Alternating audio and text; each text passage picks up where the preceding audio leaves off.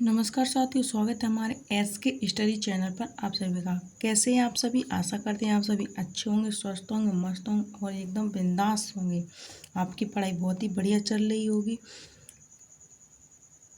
हम लेकर आए आपके लिए हिंदी व्याकरण की क्लास, जो वर्णमाला के 100 प्रश्न हैं। जो आपके हर एक एग्जाम में पूछे जाने वाले हैं। वर्णमाला के सहारा ही निचोड़ हम इस क्लास में लेकर आए हैं। इस क्लास में मैंने 100 प्रश्न रखे हुए हैं। बाकी के बचेंगे प्रश्न हम दूसरी क्लास में कर देंगे। क्लास बहुत ही शानदार होने वाली है। आप सभी लोग ज़रूर इसको पढ़ें और हर एक एग्जाम में पूछे जाने वाले प्रश्न हैं बहुत ही आसान तरीके से। चलिए, ज़्यादा टाइम वेस्ट न करते हुए अपने प्रश्नों की तरफ ध्यान दें। आपका पहला प्रश्न है, हिंदी वर्णमाला में कुल कितने वर्ण होते हैं? हिंदी वर्णमाला में कुल कितने वर्ण होते हैं? इसका सही आंसर है बी, 52 वर्ण होते हैं। 52 वर्ण होते हैं। अगला प्रश्न है हिंदी में स्वरों की संख्या कितनी होती है? हिंदी में स्वरों की संख्या कितनी होती है? इसका सही आंसर है 11। अगला प्रश्न है, हिंदी में व्यंजनों की संख्या कितनी होती है? हिंदी में व्यंजनों की संख्या कितनी होती है? इसका सही आंसर है 39। इसका सही आंसर है सी। अगला प्रश्न है आ, छोटे आ कौन सा स्वर है? छोटा आ कौन सा स्वर है? इसका सही आंसर है सी, हास्य स्वर। अगला प्रश्न है, बड़ा आ कौन सा स्वर है? बड़ा आ कौन सा स्वर है? इसका सही आंसर होगा बी, ये दीर्घ स्वर में आता है।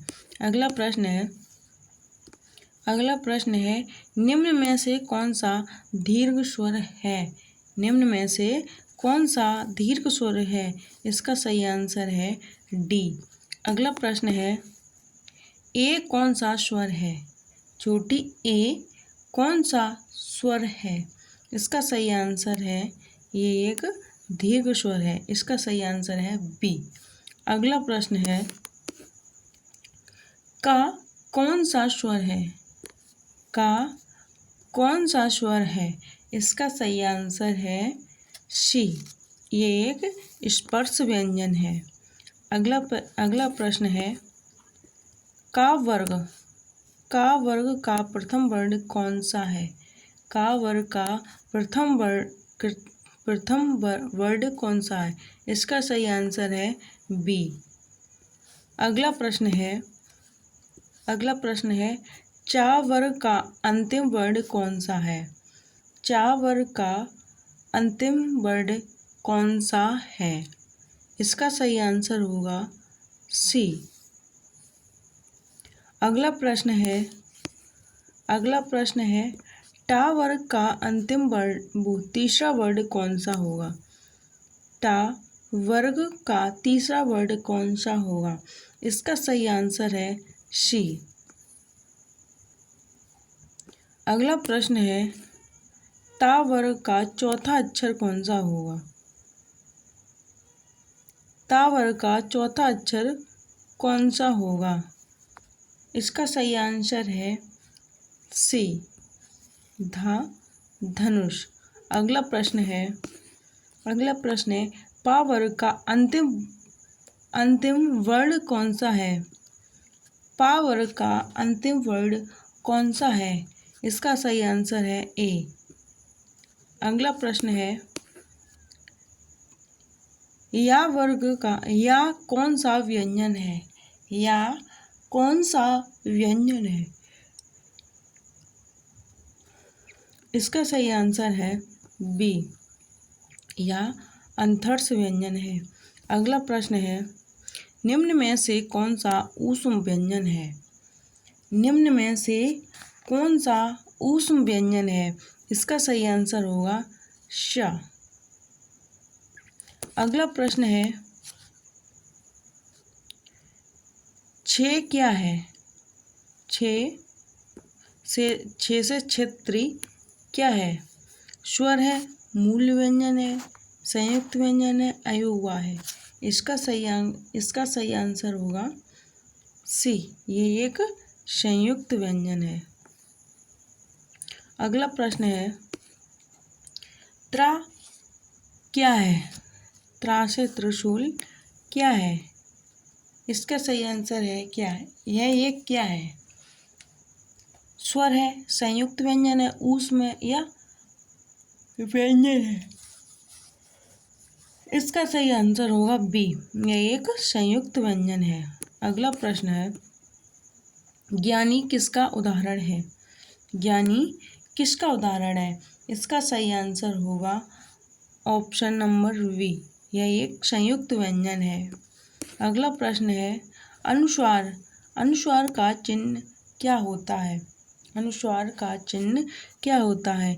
इसका सही आंसर है सी, यह एक अनुस्वार का चिन्ह होता है। ये विसर्ग होते हैं, ये विसर्ग होते हैं, ये चंद्र बिंदु होते हैं,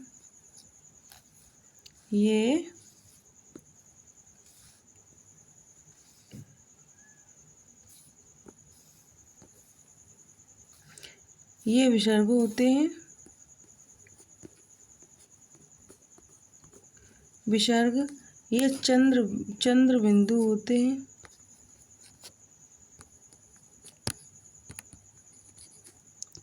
चंद्र बिंदु होती हैं, ये हलंत होता है, ये हलंत होता है। इसका सही आंसर होगा सी। अगला प्रश्न है विसर्ग का चिन्ह क्या होता है? विसर्ग का चिन्ह क्या होता है?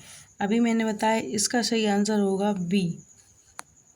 अगला प्रश्न है चंद्र बिंदु का चिन्ह कैसा होता है? चंद्र बिंदु का चिन्ह कैसा होता है? इसका सही आंसर है सी। अगला प्रश्न है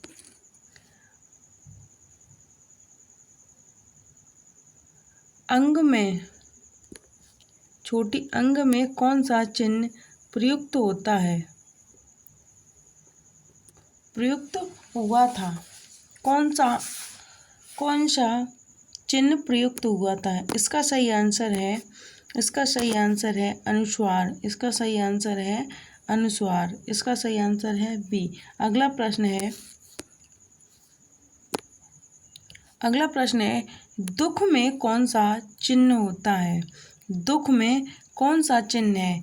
इसका सही आंसर है विसर्ग है। अगला प्रश्न है स्वर और व्यंजन के मेल से क्या होता है? स्वर और व्यंजन के मेल से क्या होता है? इसका सही आंसर है अक्षर बनता है। अगला प्रश्न है आ से औ तक क्या कहते हैं? आ से औ तक हम क्या कहते हैं? हम इसे स्वर कहेंगे, आ से औ तक, जिसमें हमारे स्वर 11 होते हैं। अगला प्रश्न है का से हा तक क्या कहते हैं? का से हा तक क्या कहते हैं? इसका सही आंसर होगा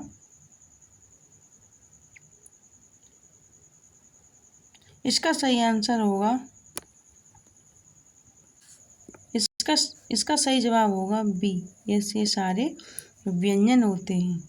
अगला प्रश्न है हिंदी वर्णमाला किस लिपि में लिखी जाती है? हिंदी वर्णमाला किस लिपि में लिखी जाती है? इसका सही आंसर होगा सी, देवनागरी में लिखी जाती है। अगला प्रश्न है ऋषि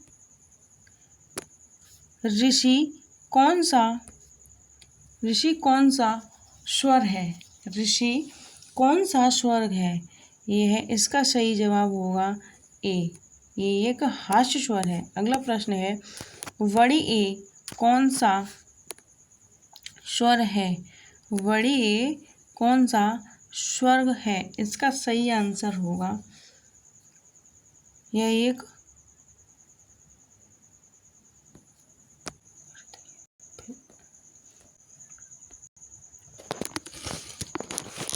देवनागरी लिपि किस दिशा में लिखी जाती है? देवनागरी की लिपि किस दिशा में लिखी जाती है? इसका सही आंसर होगा सी। इसका सही आंसर होगा सी। यह बाएं से दाएं लिखी जाती है। अगला प्रश्न है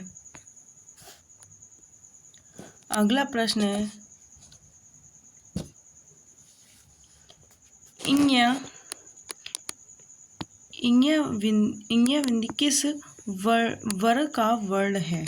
इसका सही आंसर होगा सी। यह एक का वर्ग का वर्ण है। अगला प्रश्न है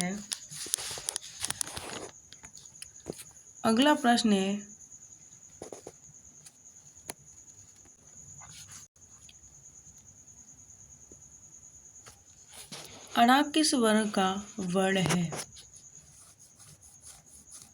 अणा किस वर्ग का वर्ण है? इसका सही आंसर होगा ए। इसका सही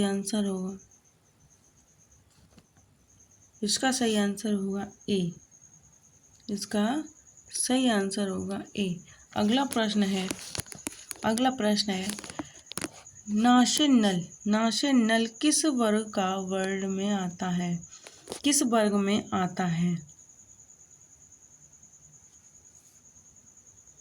इसका सही आंसर होगा बी। यह एक पा वर्ग में आता है।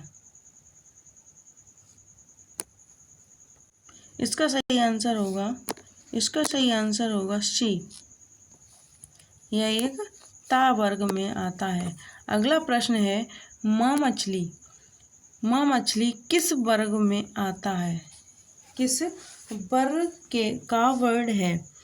माँ से मछली किस वर्ग का वर्ण है? इसका सही आंसर होगा ए। यह एक पा वर्ग का वर्ण है। अगला प्रश्न है खा कौन सा व्यंजन है? खा कौन सा व्यंजन है? इसका सही आंसर होगा बी।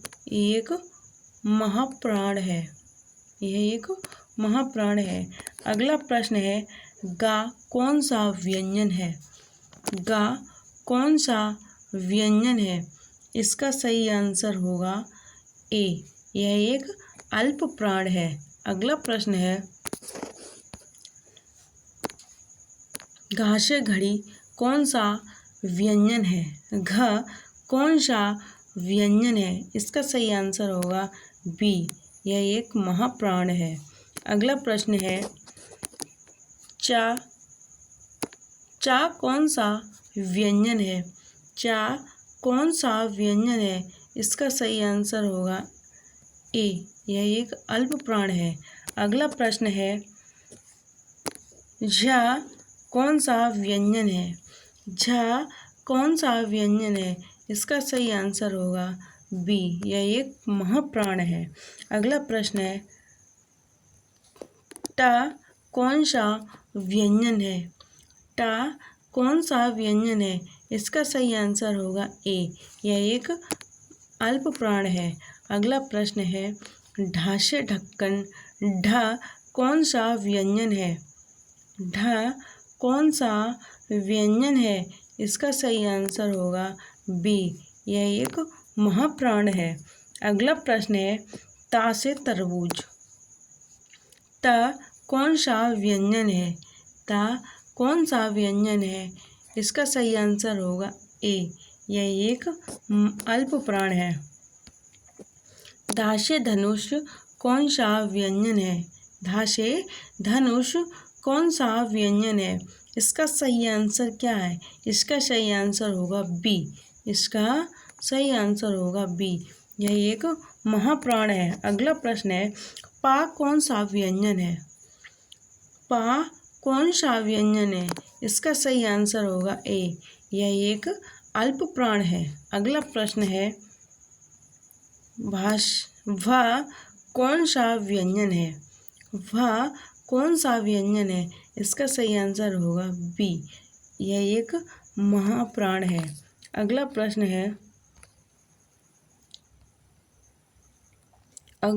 है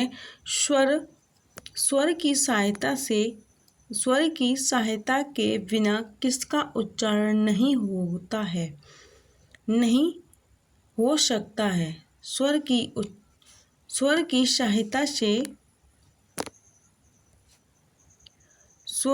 सहायता के बिना किसका उच्चारण नहीं हो सकता है? इसका सही आंसर होगा बी, व्यंजन का उच्चारण नहीं हो सकता। अगला प्रश्न है आ से बनी मात्राएं कौन सी हैं? आ से बनी मात्राएं कौन सी हैं? इसका सही आंसर रहेगा इनमें से कोई मात्रा नहीं है। इसका सही आंसर होगा बी, इनमें से कोई मात्रा नहीं है। ये वाली मात्रा बड़ी आ की है, ये वाली बड़ी ई की है, छोटी ई की, ये वाली बड़ी ई की है। तो छोटी आ की मात्रा इनमें से कोई नहीं है। अगला प्रश्न है बड़ी की मात्रा क्या होती है? बड़े आ की मात्रा क्या होती है? इसका सही आंसर है सी। अगला प्रश्न है छोटी ई की मात्रा क्या होती है? छोटी ई की मात्रा है क्या होती है? इसका सही आंसर है बी। अगला प्रश्न है बड़ी ई की मात्राएं क्या होती हैं? बड़ी ई की मात्रा क्या होती है? इसका सही आंसर है option number B, correct answer. अगला प्रश्न है छोटा ऊ की मात्रा क्या है? छोटे ऊ की मात्रा क्या है? इसका सही आंसर है ए। अगला प्रश्न है बड़ी ऊ की मात्रा क्या है? बड़े ऊ की मात्रा क्या है? इसका सही आंसर है बी। अगला प्रश्न है छोटी ए की मात्रा क्या है? छोटी ए की मात्रा क्या है? इसका सही आंसर होगा बी। अगला प्रश्न है बड़ी ए की मात्राएं क्या है? बड़ी ए की मात्राएं क्या हैं? इसका सही आंसर होगा ऑप्शन नंबर ए। अगला प्रश्न है छोटे ओ की मात्रा क्या है? छोटे ओ की मात्रा क्या है? इसका सही आंसर होगा option number A, option number A. अगला प्रश्न है औ की मात्रा क्या है? औ की मात्रा हम लगाएंगे तो कैसे लगाएंगे? इसका सही आंसर है बी। अगला प्रश्न है ऋषि की मात्रा को हम कैसे लगाते हैं? ऋषि की मात्रा कैसी है? ऋषि की मात्रा क्या है? या ये वाली है, ये है। इसका सही आंसर है ए, ऋषि की मात्रा हम ऐसे लगाते हैं। अगला प्रश्न है कृपया शब्द में कौन सी मात्रा लगी है? कृपया शब्द में कौन सी मात्रा लगी है? कि छोटे ये वाली लगी है, ऊ वाली लगी है? नहीं। बड़ी ए वाली लगी है? नहीं। बड़े औ वाली लगी है? नहीं। इसका सही आंसर होगा बी। इसका सही आंसर होगा बी। अगला प्रश्न है कौन से शब्द में कौन सी मात्रा है? कौन से शब्द में? यह कौन सा शब्द लिखा हुआ है? ये कौन शब्द लिखा हुआ है? इसमें कौन सी मात्रा है? इसका सही आंसर है बी, ये बड़े ओ की मात्रा है। अगला प्रश्न है केला शब्द में कौन सी मात्रा है? केला शब्द में कौन सी मात्रा है? इसका सही आंसर है ए, ये एक छोटी ए की मात्रा है। अगला प्रश्न है, नौका शब्द में कौन सी मात्रा है? नौका शब्द में कौन सी मात्रा है? इसका सही आंसर होगा सी। अगला प्रश्न है, दीप शब्द में कौन सी मात्रा है? दीप शब्द में कौन सी मात्रा है? इसका सही जवाब है बी, बड़ी ई की मात्रा है। अगला प्रश्न है, किला शब्द में कौन सी मात्रा है?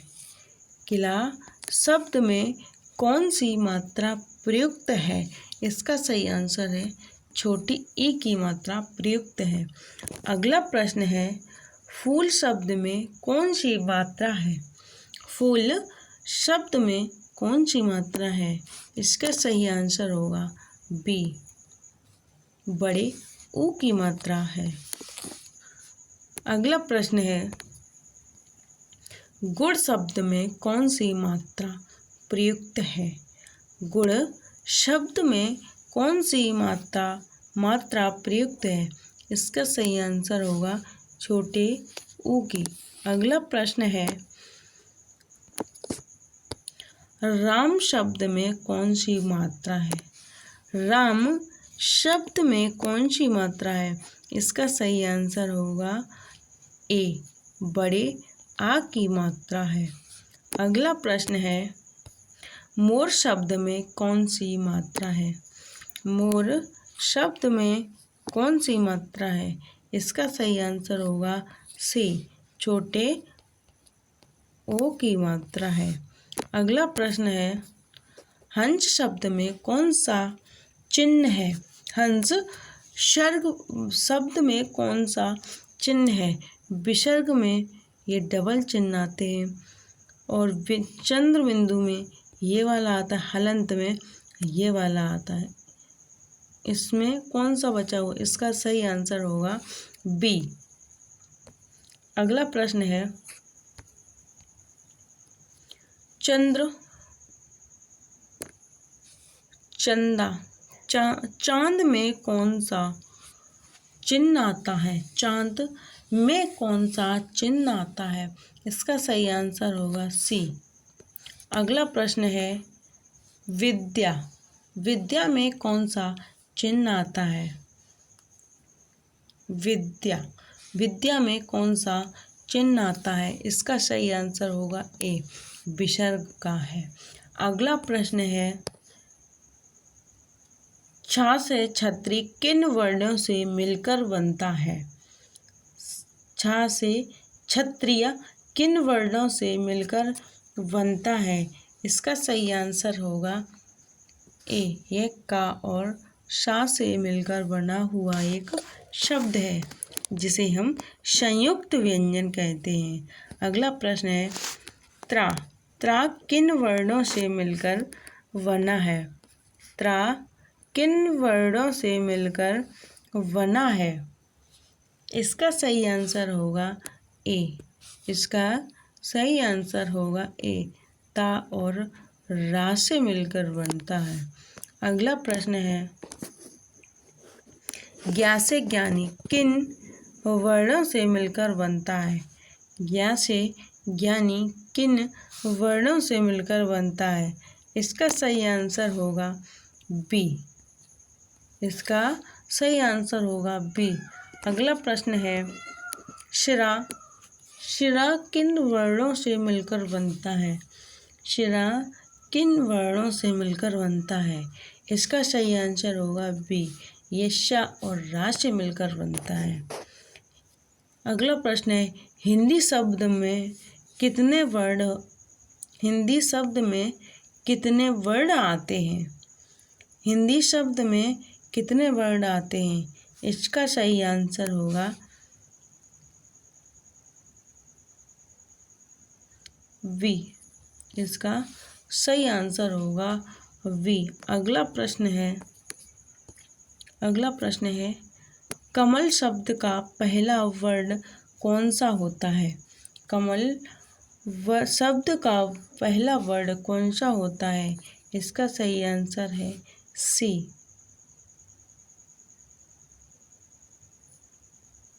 अगला प्रश्न है, यह आपका अंतिम प्रश्न है। इसका आंसर आप सभी कमेंट बॉक्स में देना। अगर वीडियो आपको अच्छी लगी तो लाइक कमेंट शेयर ज़रूर करना और हमारे चैनल को भी सब्सक्राइब करना, जिससे हमें सपोर्ट मिल सके और बहुत ही